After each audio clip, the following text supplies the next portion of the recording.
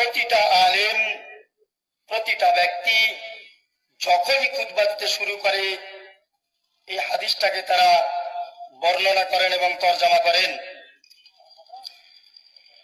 কিন্তু আপনাকে বুঝে নিতে হবে, একই কোরআন, একই হাদিস, একই জিনিস আমরা শুনে যাচ্ছি, বুঝে যাচ্ছি, আমাদেরকে শোনাচ্ছে, আমরা শুনছি, কিন্তু নিজেদের জীবনে বাস্তবায়ন করতে পারি না।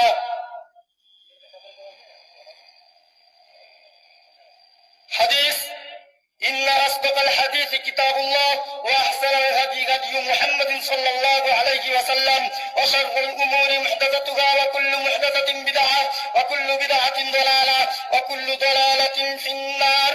রাসূল সাল্লাল্লাহু আলাইহি ওয়াসাল্লাম যে ঘোষণা দিয়েছেন, শুনুন, বলছেন নিশ্চয়ই সর্বোত্তম বাণী হলো মহান আল্লাহ পাকের বাণী এবং নিশ্চয়ই সর্বোত্তম পথ হলো রাসূলুল্লাহ সাল্লাল্লাহু আলাইহি ওয়াসাল্লামের পথ।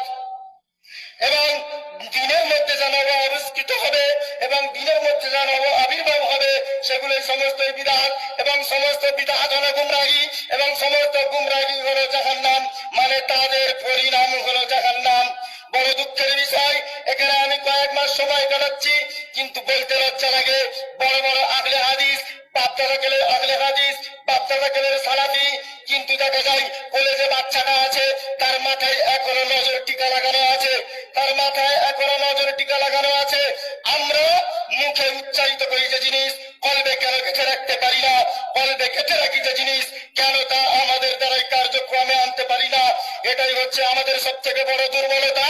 এরকম যদি সহসা মাহফিল করা হয়, এরকম যদি কোটি কোটি মাহফিল করা হয়, তাহলে জীবনে কোনোদিন আমরা আখিরাতের জন্য নিজেকে প্রস্তুত করতে পারবো না।